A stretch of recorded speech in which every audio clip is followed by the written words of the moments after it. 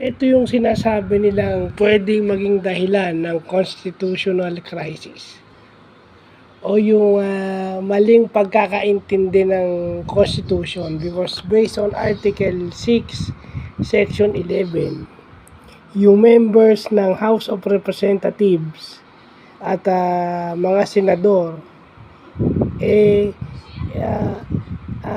meron silang parliamentary immunity when the Senate or the House of Representatives is in session. Okay, given na in session sila. Pero nagkakatalo doon na ang kanilang offense is may immune lang sila for 6 years and below na punishment. Kung ang nagawa nilang kasalanan 6 years below, sila hindi aarestuhin to maintain yung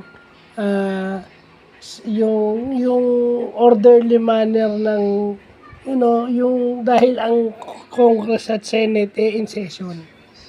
Di ba? To maintain yung parliamentary integrity.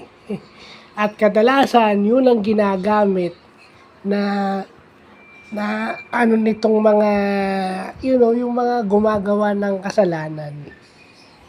No? Kasi in session ang Senate, okay. Pero yung offense ba is minor offenses ba or 6 years below? Hindi. Nakalagay dun sa nabasa natin, crimes against humanity or kapag ka ang nagpapa-aresto sa iyo is International Criminal Court. Di ba? Yun ang exemption. It is not an absolute immunity.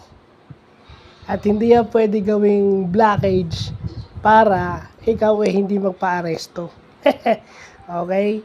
Sinasabi kasi nila dito na lang sa Pilipinas dahil gumagana naman daw yung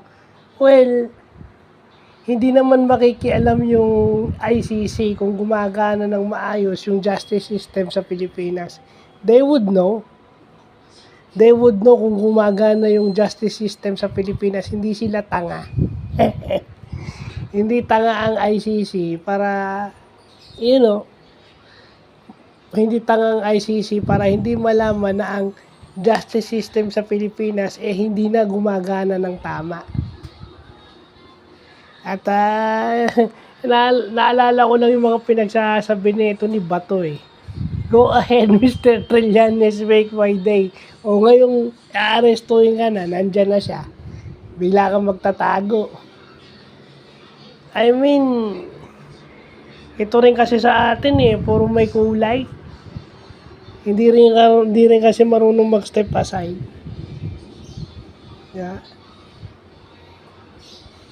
Kaya wala ng accountability kasi ayaw na magpahuli.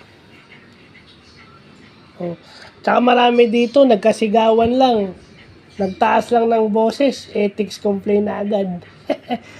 Yung nagsabi nun, yun yung nagsabing ang mga kabataan ngayon weak.